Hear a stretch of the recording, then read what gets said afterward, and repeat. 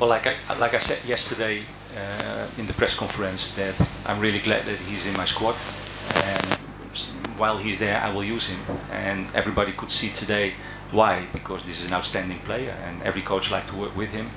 So me too, and I'm really happy that he's here. I also know in modern football that only in the end of August we are absolutely sure. So, but of course I'm really happy that he's in the squad, and he's a fantastic guy, fantastic player.